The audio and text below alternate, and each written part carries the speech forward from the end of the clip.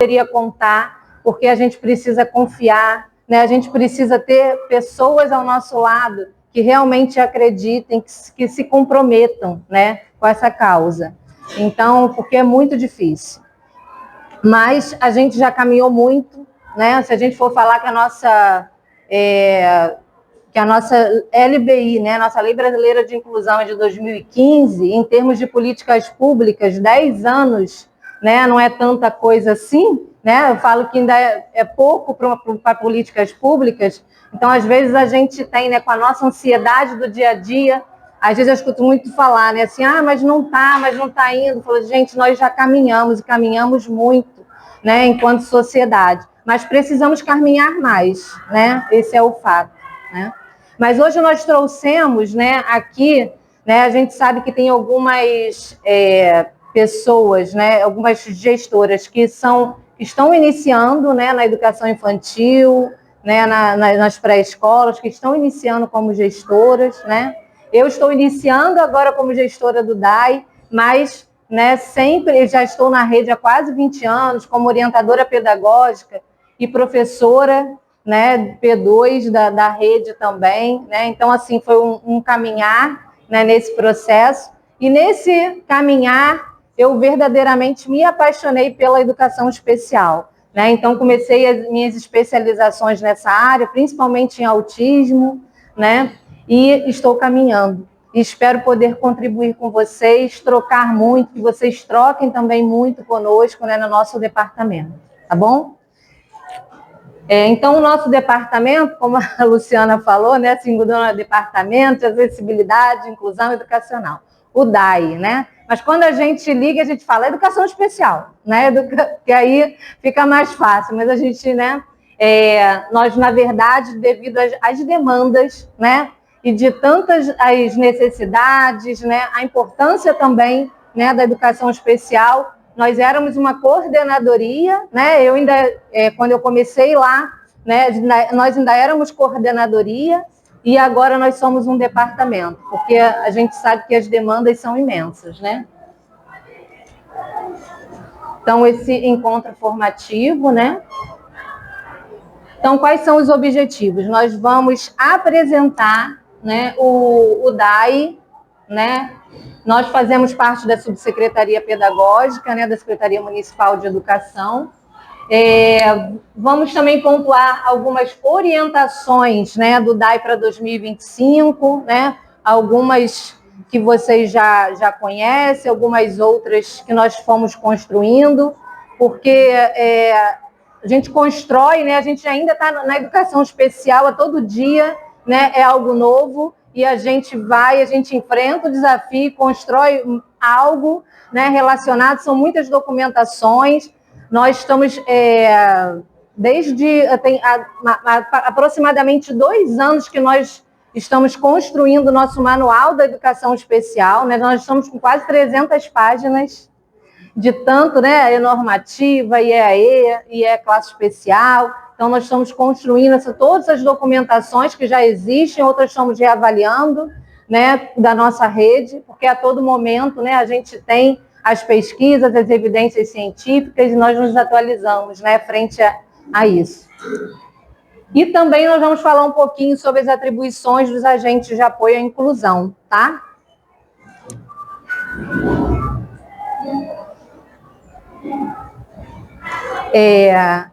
A gente vai trocar. Nós vamos colocar aqui agora, gente, uma mensagem inicial, tá? Um vídeo curtinho, mas que ele, assim, ele é curto, mas ele diz muito para a gente, principalmente para a educação infantil, né? Eu quero prepará-los, acho que teremos uma batalha.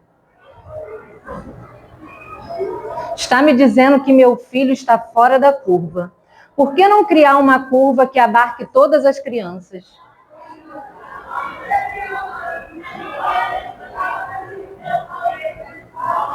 A grande maioria das crianças com deficiências ainda são segregadas nos Estados Unidos. Eu não sei do que eles têm medo, mas eles não querem. Há pouca transparência nesse processo e, como pai, isto é muito intimidante. Emílio, diga oi. Oi. Não é certo que quase 60 mil estudantes estejam em ambientes segregados em Nova York. Quero que ele se exponha, que tenha as mesmas oportunidades que todas as outras crianças têm. Eu não sabia que ele era diferente, mas o mundo sabia que ele era. E naquele momento eu aprendi que meu filho precisava ser incluído, como qualquer outra criança. Você tem que ser o maior defensor do seu filho, porque ninguém irá longe, tão longe quanto você. Ao abrir a porta para alguém, a Milha está abrindo a porta para outros estudantes, para estudantes negros. É uma luta que vale a pena. Discuto por paixão. Temos que ter paixão para mudar o mundo. Você não conhece o Emílio. Você não viu. Viu uma vez. Você não sabe. Eu sei, no fundo de mim, que ele só precisa ter uma oportunidade. Gente, a legenda correu ali.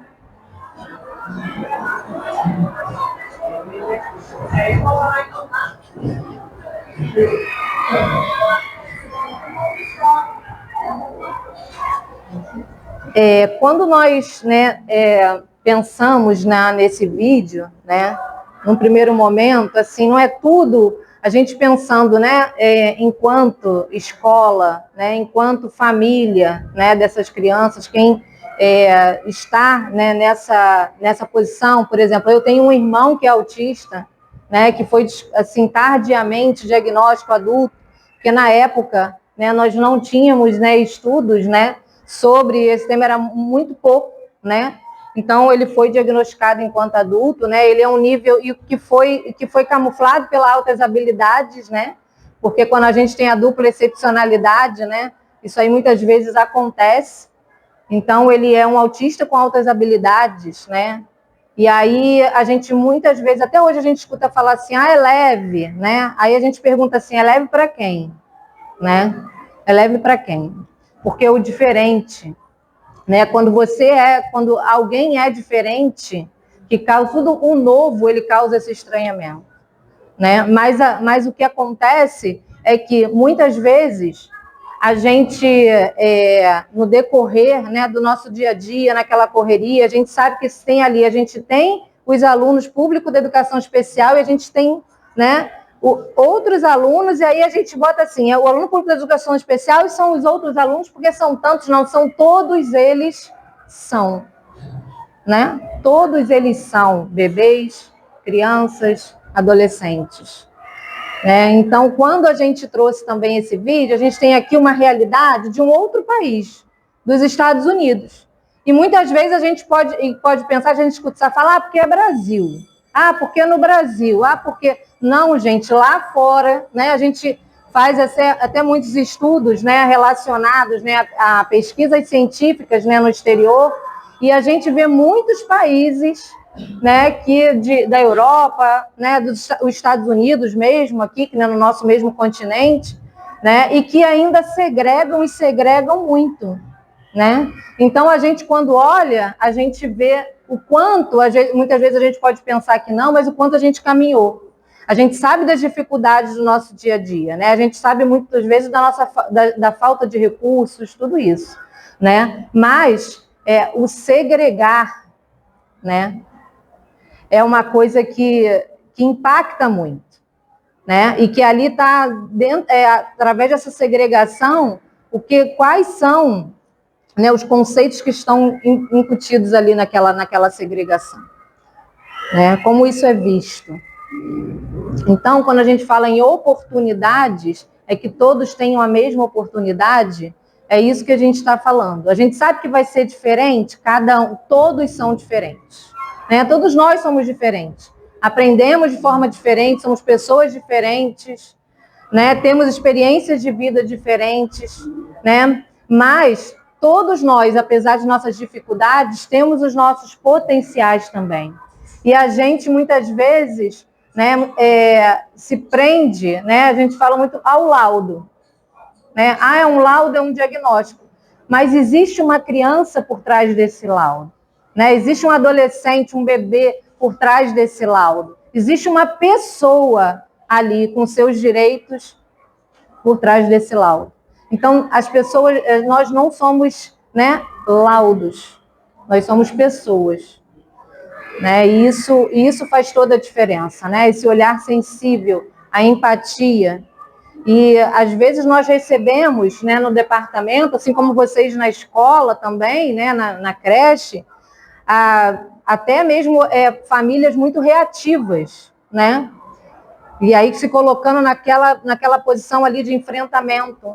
Mas muitas vezes é porque aquela família ali, ela já apanhou muito, né? Se a gente, né? A gente falando numa linguagem assim, né? Ela já sofreu muito, é muito preconceito, né? No dia a dia dela, é muito não, é muita porta batida.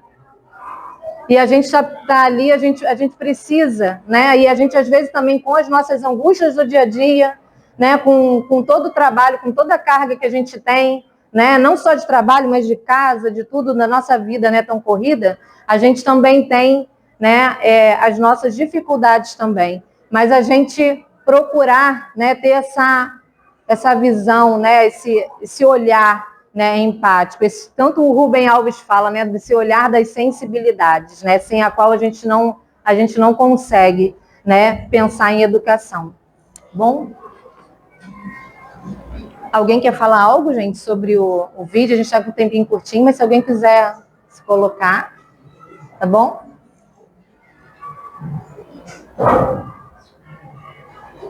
Então, educação inclusiva, né? Eu vinha falando ainda há pouco, né, que a gente fala na educação inclusiva e que, assim, o nosso objetivo maior é que a gente, daqui a um tempo, a gente não precise mais falar educação inclusiva, que a gente possa falar somente educação, né? Mas dentre a educação inclusiva, né, nos principais princípios dessa educação inclusiva, né, nós temos alguns, né? Ali na base de tudo, né, a gente tem, né, ali a árvore, né, nossa árvore ali das diferenças, que é o trabalho colaborativo, né? Se a gente não tiver um trabalho colaborativo na escola, com todos os profissionais da escola, com a família, né, a gente não consegue caminhar. Né? E aí eu falo também conosco, né, de vocês com relação também ao departamento, né, esse trabalho colaborativo, né, porque estamos ali para auxiliar, né, para trocar com vocês. Às vezes não vamos ter todas as respostas, não temos, né? Às vezes não vamos, mas a gente pode ter certeza que nós vamos estar juntos ali, para pensar juntos, né, das melhores formas possíveis. Então, o principal é o direito à educação para todos. E muitas vezes a gente vê, né, que esse principal aqui, que todo mundo sabe que está lá na nossa Constituição, lá desde 88, né, de 1988, que é o direito de todos à educação, e a gente vê muitas vezes que acontece o oposto, né, que muitos não deveria estar na escola, não deveria estar, né, como se não fosse. Né? É um direito estar na escola. A valorização das diversidades, né? A gente valorizar a diversidade, respeitar e valorizar as diferenças individuais. Um dos que a gente vê mais importantes, que é da equidade, né? Então, aí quando a gente fala igualdade e equidade, né? Tem uma diferença entre igualdade e equidade. Quando a gente fala em igualdade, né, a gente fala, eu vou oferecer o mesmo para todos. Né? Quando a gente fala em equidade, que é um princípio, um dos principais da educação inclusiva, a gente vai estar oferecendo aquilo que cada um precisa. Cada um precisa de algo diferente.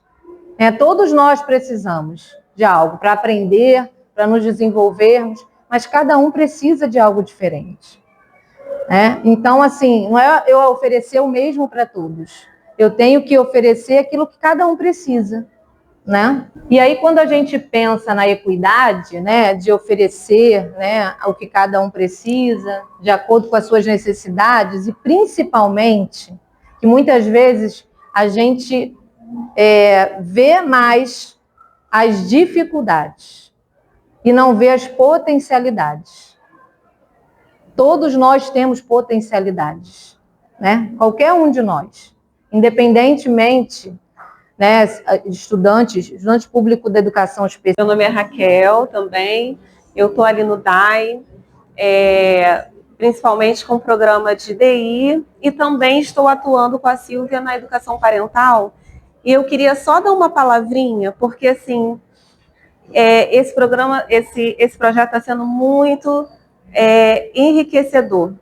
Assim, nós estamos tendo um raio-x da rede em relação à inclusão a partir do olhar dos pais, né? E eu não posso deixar de valorizar aqui a educação infantil, a creche, porque uma fala importante que os pais têm dito é: a creche foi maravilhosa. Meus problemas começaram quando foram para as outras etapas. Então, eu quero parabenizar vocês por vocês acolherem as nossas crianças da maneira que vocês têm acolhido, tá? Então, com raríssimas, eu não encontrei ainda queixa, tá, dos responsáveis em relação à creche e educação infantil. Então, assim, isso nos deixa muito felizes, isso nos deixa muito felizes, né? Sinal de que a gente está chegando, né? A gente está chegando. A Kátia falou aí que a lei já é de 2015, né? Então, nós estamos conseguindo. E a gente precisa compartilhar mais esse amor, né? Esse cuidado, essa afeição. Porque o vídeo que a gente colocou, ele traz muita angústia do pai, né? Os pais, eles passam por aqueles lutos da criança perfeita, e aí eles têm tantos medos, e aí eles são acolhidos pela creche. A avaliação inicial é uma forma de incluir aquelas crianças cujas famílias ainda não conseguiram um laudo médico, tá? A equipe pedagógica entende, vê que tem característica naquelas crianças que sugerem uma deficiência, né? Aí ela vai preencher esse protocolo aqui, essa documentação, que é a entrevista com o responsável, a ficha de indicativos de deficiência, que ela pode ser preenchida de acordo com outro documentozinho que a gente manda, que são os indicativos de deficiência. Então, nesse documento tem todos os indicativos de todas as deficiências e de altas habilidades. No caso das altas habilidades, também tem um outro questionáriozinho que vocês respondem junto com a família. O parecer conclusivo, que essa criança apresenta indicativo de quê? Então, no parecer conclusivo, a equipe pedagógica vai indicar ali qual deficiência aquela criança está sugerindo. Vou passar. Então, a classe especial também precisa ser encaminhada pelo DAI, tá? A matrícula. E aí, a gente vai fazer um estudo de caso daquele estudante, e aí vai gerar um termo de encaminhamento. Então, assim, nesse caso, a saúde é que não tem gerenciamento, tá bom? Aí, nesse caso, a avaliação é pedagógica. Porque pode vir um laudo para vocês que fala assim, indico classe especial. Ou então a mãe pode chegar, não, eu quero que o meu filho vá para uma classe especial. Aí a avaliação nesse caso é do DAI. Porque não é um laudo que define o que aquela criança é capaz ou não, né? Você tem a paralisia cerebral. A gente tem pessoas que têm paralisia cerebral que andam e puxam da perna, e você tem pessoas com paralisia cerebral que não mexem em nenhuma parte do corpo. Então, aquele laudo, ele não vai ser o suficiente para decidir se a pessoa vai estar incluído no ensino comum ou se vai estar na classe especial, né? Então, esse caso passa também pelo DAI. E as planilhas do AEE. Tanto no caso de escolas que têm o AEE e tem a classe especial, é muito importante que essas planilhas estejam atualizadas. Por quê? Como somos nós lá do DAI, que damos o encaminhamento para a matrícula, a gente precisa saber em tempo real se tem vaga ou não. Porque chega para a gente tem escolas que ainda não têm AE. Então, chega para a gente aquela solicitação e a gente vai procurar lá na planilha a escola que tem vaga. E se esse dado não for atualizado em tempo real, o que acontece? A gente vai mandar uma criança a mais para uma turma que já está completa, entendeu? Então, assim, super importante a gente ter esse cuidado de preencher, né, as planilhas corretamente. Saiu uma criança do AE, tem que tirar lá da planilha. Entrou uma criança no AE, tem que atualizar de novo, tá bom? Eu acho que é a minha parte. Agora eu quero chamar aqui a Lu.